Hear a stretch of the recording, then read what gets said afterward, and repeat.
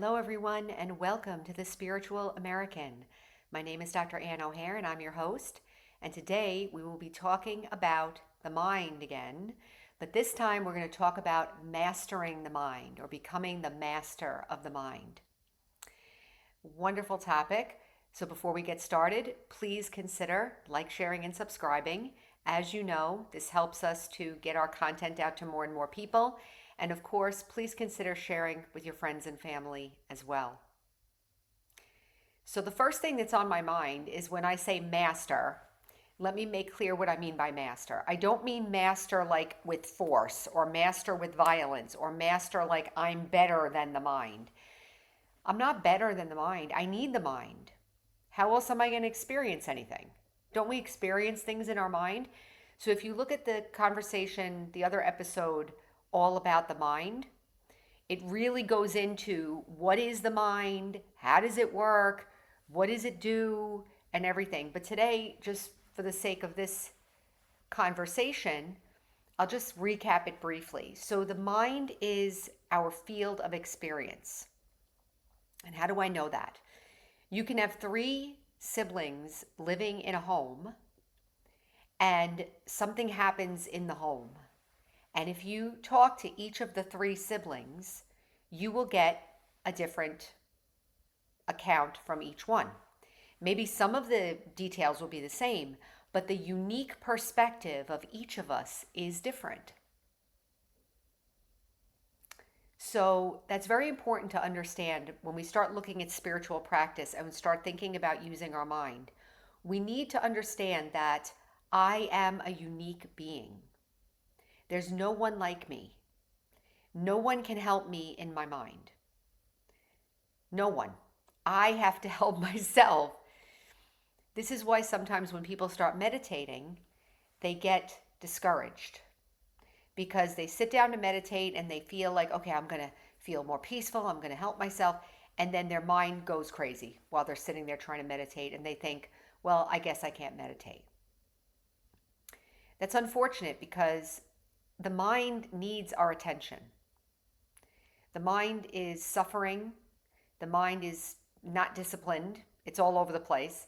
It's filled with memories and hurts and ideas and maybe lots of things that maybe aren't serving us. It could also be filled with things that are serving us. It's not all bad. Some things are good. Some things are neutral. Like, let's say, being able to drive a car is kind of a neutral thing going on in my mind. Maybe the information and understanding that I need for my job. That's important. That's also in my mind. So it's not all negative, but certainly when we talk about why do we want to meditate and why do we want to become the master of the mind, it's because we want to get control over the stuff that's not good or not useful. So I'll start the conversation by, when we say the mind, it's a field of experience. It's my unique field of experience. I'm remembering one of our students who was talking about how he gets memories sometimes when he doesn't want to, or painful ideas come when he doesn't want them to. And I'm sure some of you can relate to that. The mind seems to have a mind of its own, so to speak. So I'm going to talk now about what we can do to be the master of the mind. And part of that is controlling. But first, we're going to talk about the first step or the first idea about controlling the mind is being able to see the mind, observe the mind. How can you change something or develop something or transform something if you don't know what it is? Sometimes I say, if your house is a mess and you want to clean it, you're going to have to face the dirt. Not that my mind is dirt, but certainly the things that I want to change maybe are painful or unwanted or something. So I have to face them in order to transform them. How do you face your mind? Meditation. And maybe this is a different way of meditation than you thought of before.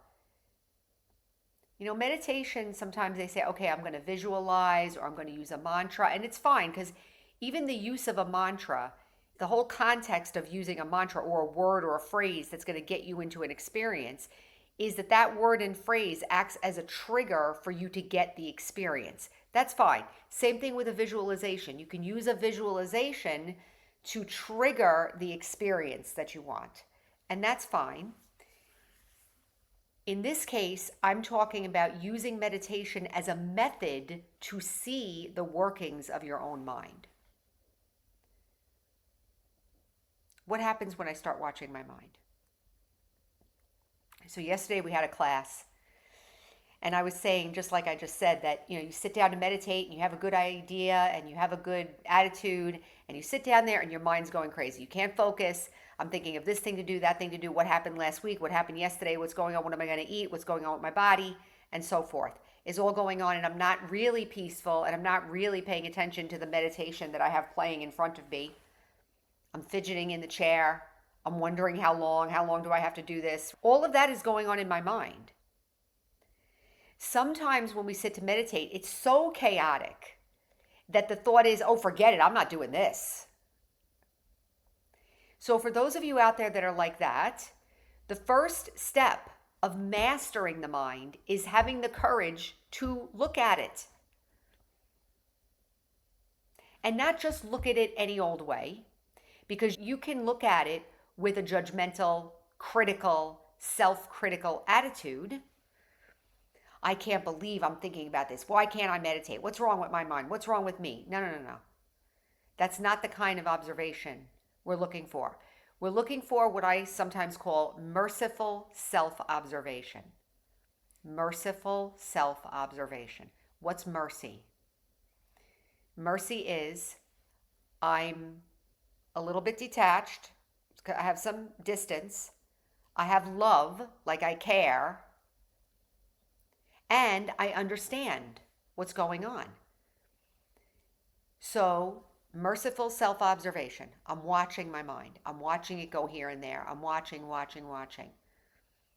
And I'm noticing. Let's say I see a thought pattern. Let's say I notice as I'm watching that every day at a certain time or every day at work or whatever, I start having this recurring anxious thinking.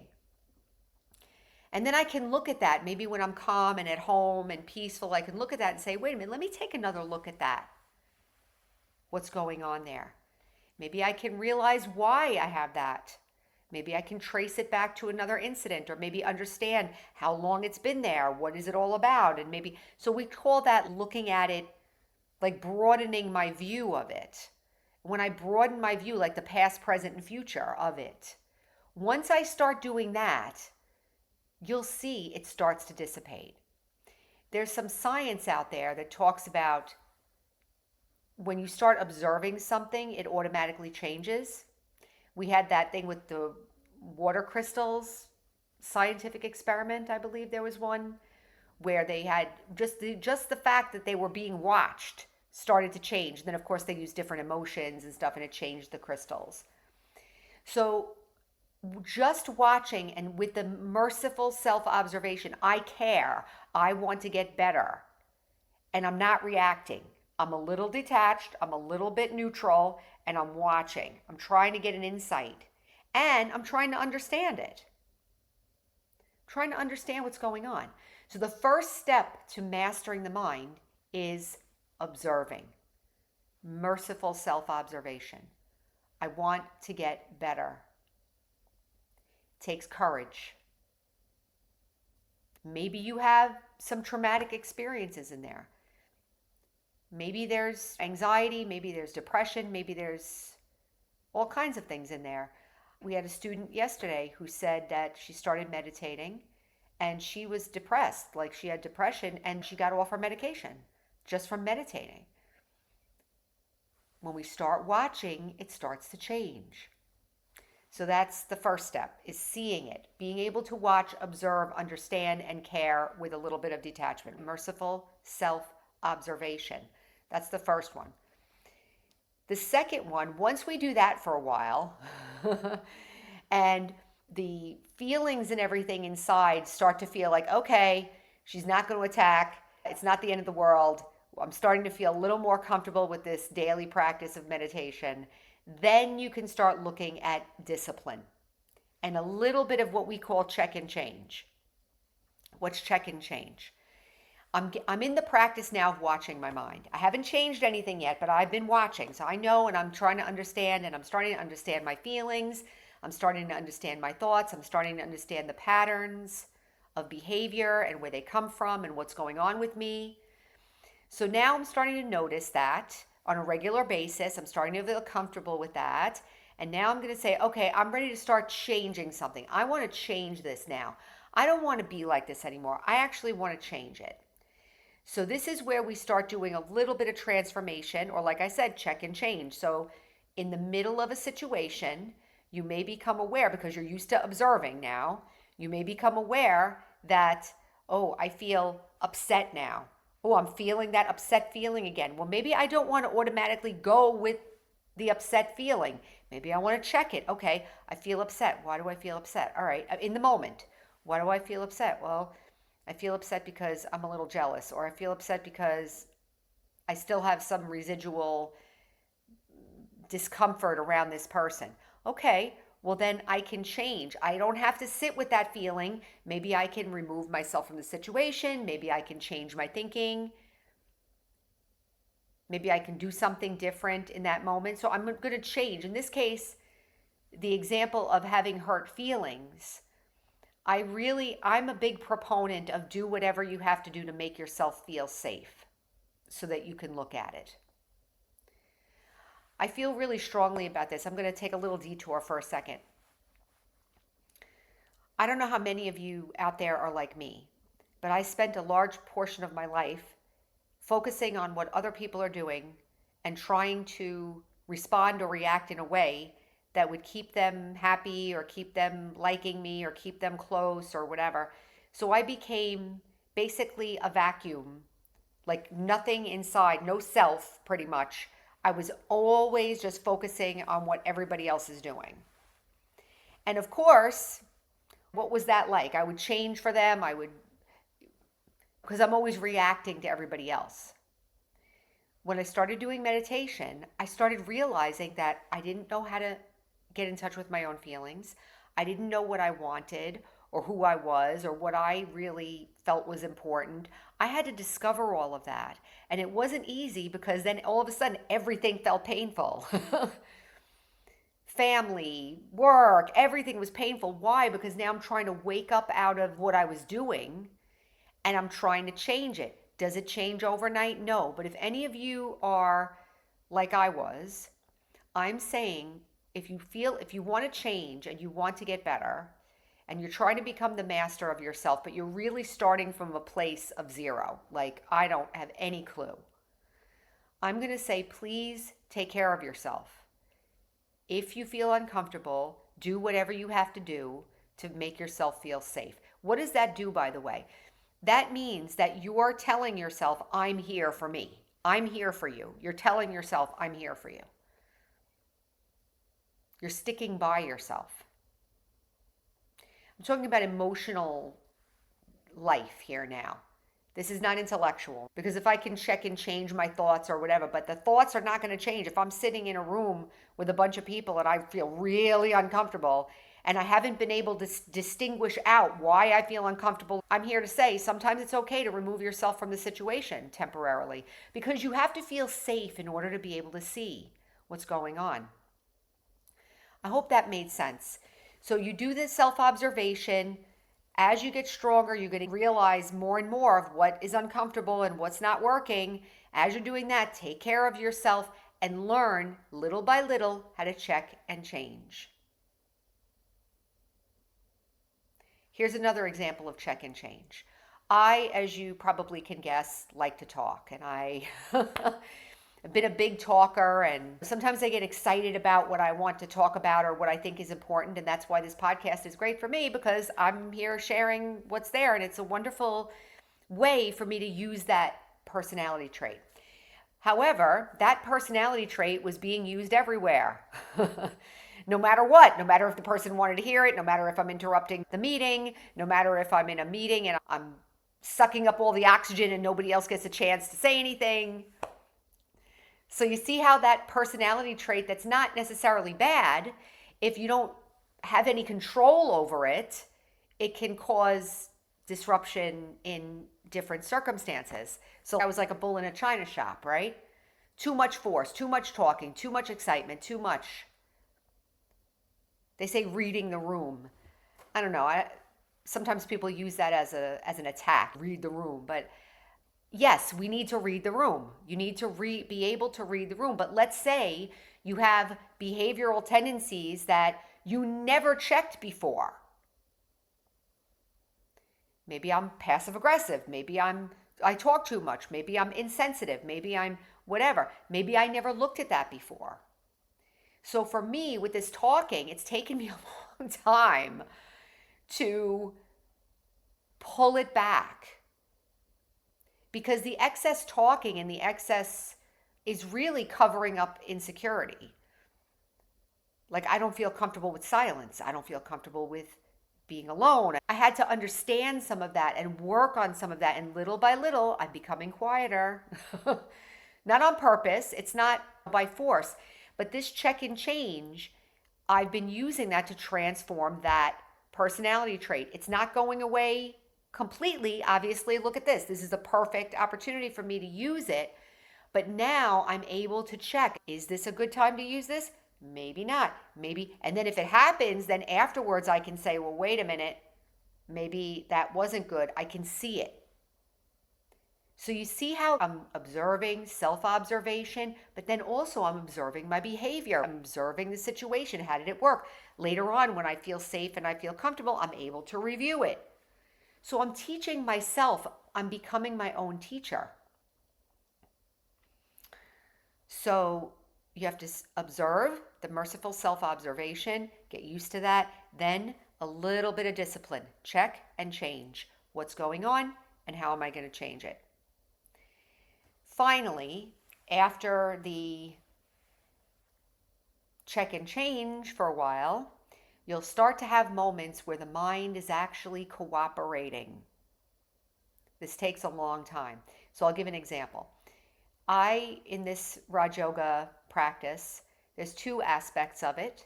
One aspect is meditation and one aspect is knowledge. And of course, being the active mind person that I am, my personality traits that I had coming in, I would be much more attracted to the study, to the knowledge, to the information than I would be to the silence. So after many years, I would still meditate, but it wasn't peaceful meditation. It wasn't silence. And I've shared this on this podcast too, that for those of you out there who don't have an automatic attraction to silence, it's okay. Study the knowledge and meditate anyway. Keep observing. Observe, observe, observe, observe, observe. Merciful self-observation. After a while, the fear level will start to come down. The discomfort level will start to come down. And I'm proud to say that after 14 years of practice, this year, I really have felt like I'm starting to feel like I like the silence. I'm finding value in the silence. I want to discover more. This is a huge transformation. So here, cooperation. I'm going to say that's the mind now cooperating with me. I observed, gentle check and changing, working with the mind. It's like children, right? You have to discipline them, you have to, but eventually, hopefully they're going to work with you, right? Eventually you're going to get cooperation from the child. So the mind now says, okay, I feel safe enough. Now I'm going to be quiet. Okay, let's try silence. Big deal. Big deal. Just like me saying I'm not talking as much or whatever, naturally I'm getting quieter, or I'm discerning when to use that trait and when not to use that trait. Same thing with the mind. The mind is starting to understand, well, wait a minute. Okay, now's the time for meditation. Okay, I feel secure enough now. I'll try. It's a big deal. So cooperation. The mind will begin to cooperate with whatever you want it to do. Whether you want it to be quiet, usually it's being quiet. Because I don't think any of us have trouble with getting the mind to be active. I think it's more getting the mind to be peaceful and cooperative. So little by little, the mind will begin to cooperate. And then the last one, I said finally before, but this is the last one. Eventually, the mind will begin to be happy. There will be happiness from within, a natural happiness. And actually, I'm going to say it's the happiness of the soul, the natural happy of the soul that's now being reflected purely in the mind. So there's happiness in the soul, and the mind is letting you experience it. Experience yourself as happy. It has nothing to do with the body. It has nothing to do with time. It has nothing to do with anything physical. It's a pure feeling of happiness. And the mind gets to feel that. It's funny because there's one thought that sometimes we talk about with the mind. The mind's always looking for happiness. But we've trained the mind that you need happiness here, happiness here, happiness here, happiness here. So what is being master of the mind? And maybe I'll leave it here. Master of the mind means that we're actually going to retrain the mind to feel happy just being alive. Because I'm the soul and I'm alive and my nature is happiness, and the mind can be quiet and feel peaceful and happy. It is possible.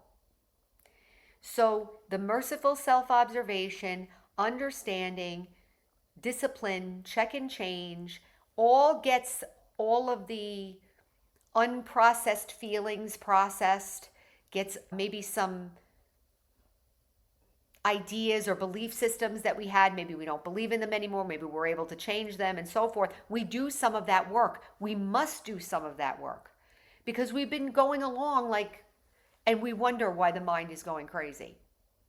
So in spiritual practice, we're sorting out that, and then we're getting closer to the mind. Now in the check and change, I'm saying this is what's happening. No, we need this to be the way it is. Then the cooperation comes, and then finally the happiness. And then you are the master of your mind. You've earned it. You've earned it. It's not master by force. It's master of understanding, care, gentle guidance, cooperation, and then like a pure mirror, the mind will let you experience the happiness of the self. So I'll leave it there. I hope that is inspiring and gave you something else to think about. And remember, our slogan is heal, empower, and serve. And until next time, take care.